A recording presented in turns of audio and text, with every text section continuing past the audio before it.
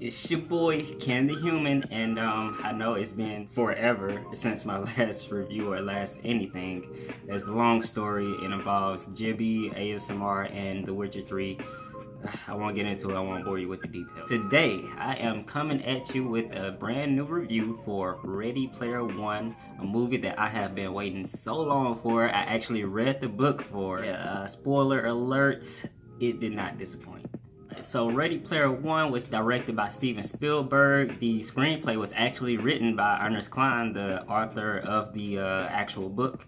And I think he had one other person help him with the screenplay. I can't remember his name, but it's good to know that the actual author of the book helped to write the screenplay. It wasn't so helpful for 50 Shades of Grey.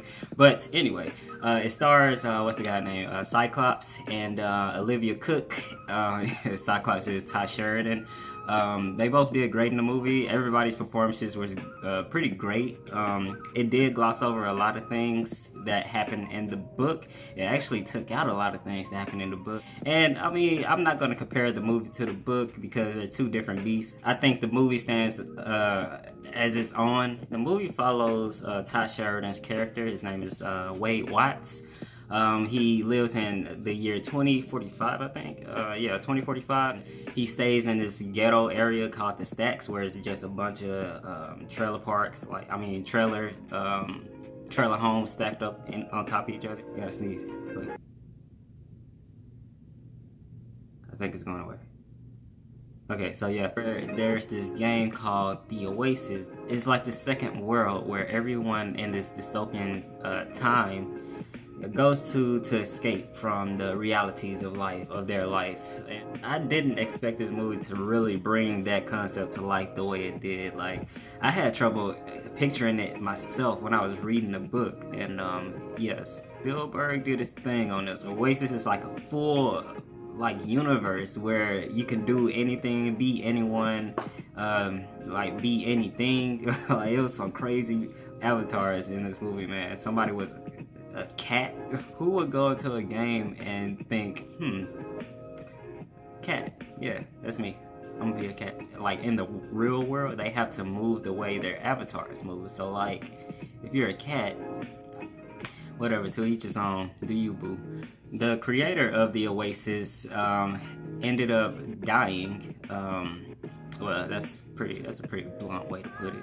So the creator of the Oasis died, and he left a message to the world saying that he left an Easter egg inside the game, and whoever finds the Easter egg gets the game. Like, they win the game. They actually own the game if they find the Easter egg. And to find the Easter egg, you gotta find these 3 keys first. They get the 3 keys, and they get the egg, and they get the game, they get the company, they get the money and the fame. And that's basically the point of the movie. Long story short, I loved it. I loved the movie. Of course, it was full of a lot of references. The CGI, man, oh my god, the CGI in this movie, whew. Steven Spielberg, it's probably his best looking movie to date. Like, I can't think of a Steven Spielberg movie that looks this good. Encounters of Third Kind, I mean, that's a good looking movie, but like, overall, I think this is Steven's best looking film. Top notch. Like, kudos to Spielberg. He's like, what, 70 years old, still like doing 26-year-old type shit. I wish I could do the same. Even though I'm fucking 24. I wish I could do the things of a 26-year-old. Yeah. Me and my mouth. The words that I say. Another thing about this movie that was just so freaking amazing and so well done were the action sequences. The big car chase, or the race scene. Man, like, oh my god, from start to finish, like, you were just in it. Like, there's so much stuff that happened throughout that race, and it's a ride. Like, you are actually in a car, like, riding along with these people, and it's the most amazing thing. Like, some of the things that happens also in the trailer was King Kong. He was probably the best part of the race. I love how Spielberg set up the scene where it was just quiet. It was like like before the race started, it was music, you know, the soundtrack or the score going on in the background. But then the firework goes off and lets the people know to start racing. And as soon as the fireworks explode, like it just goes silent, and then all you hear is the cars and the action and like all the animals and the creatures and like everything that's part of the race. The trains and some of the cars are like so freaking awesome. Probably the best racing I've seen since Bow Wow versus fucking that white boy in Tokyo Drift. I don't even think Bow Wow raced in that movie, but that is the best Fast and the Furious. Fight me if you disagree. And then there was a second action set piece that was just as awesome. It was like fucking, oh my god, just battle orgasm all over the screen. But it's so much shit and it's so many characters. Like, I'm gonna have to watch this film like at least 5 times to even get a fraction, like to even catch a fraction of the different characters that they use in all the action scenes. It's just non-stop, bro. One character and the last action set piece, oh man, yeah, like childhood memories coming back from the deep end. Me being a 90s kid, I naturally don't always catch all the 80s references. 1 out of like 5. I caught a lot of 80s references in this movie, and there was even a reference to a movie in this movie, just like in the book. So the movie that they use in the book to accomplish a task, they used a different movie. They replaced that movie that was in the book, and they used a different movie in the actual movie of the book, and that movie works way better than the movie that they used in the book. It's like a tonal shift, like for a quick, I don't know, 5 minutes, like it's a complete tonal shift. Like it feels like a horror movie for like 5 minutes, and it's funny at the same time. Like it's scary and it's funny and it's exciting all at the same time. I didn't know Spielberg could direct action so well. Or am I not thinking of any Spielberg movies that had action in it? Also, the villain is pretty good. It wasn't like a throwaway villain. I don't think so. You understand what he's after. Like, it's not just some throwaway reason. You understand. Like, at least from my point of view, I understood, like, where he was coming from. I'm not saying that I sympathize with him. I'm just saying, like, I understand his goal. Like, you doing your job, so you gotta do your job. The performances. Olivia Cooke, she does a lot with that character that was not done in the book. Like the character in this movie, again, I'm not trying to make one better than the other when comparing the books. I'm just pointing out facts. Olivia Cooke in this movie does so much more with Artemis than was done in the book.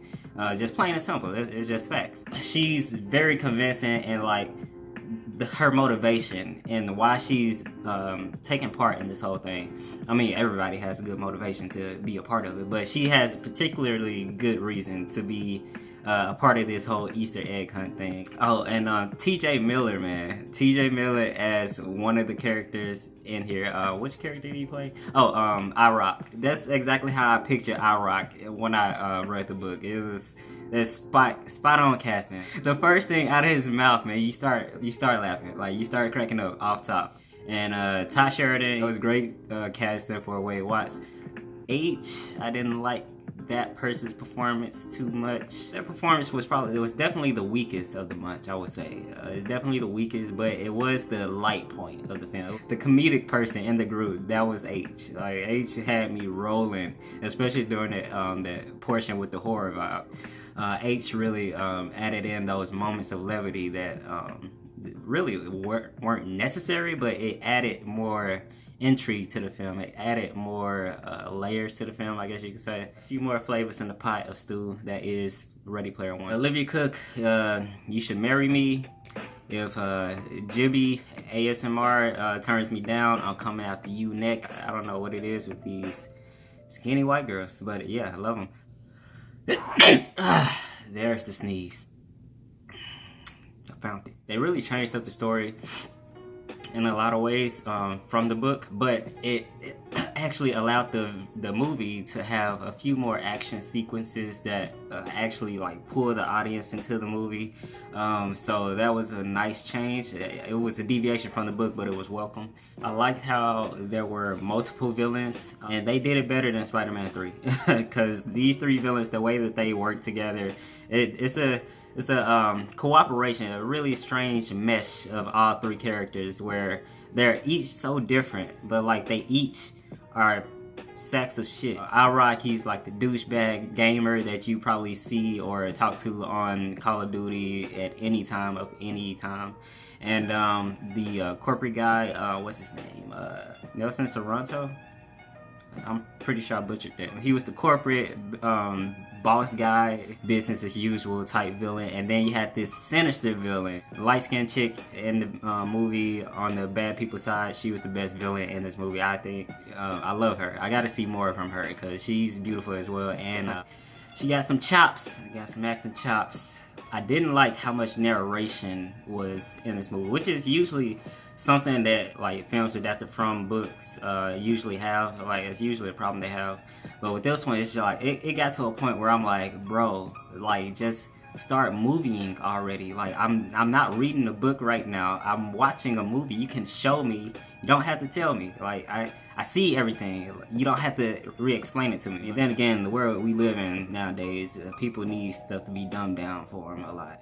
A lot of things that were cut out of the book that were very integral to the book or to the story were cut out. I didn't so much like that, but that's my personal problem because for the first time ever I read the book before I saw the movie. But it doesn't really affect the movie in a huge way, I don't think. It still came to the same ending. The world building, it could have been expanded on a little more, but then again, the movie isn't about the real world, it's about the virtual reality world. I can take not having as much world building in this movie for the real world, because that's not where we're supposed to be at. We're supposed to be in the virtual reality world, so I'm okay with that. I don't really see that as a negative, but it's something that I should point out. I'm definitely gonna have to watch this movie a few more times. I just saw it today, and yeah, I haven't given it enough time to really sit with me, so that's why I'm just doing a non-spoiler review for this one right now. After a few more viewings, I might do a spoiler review, but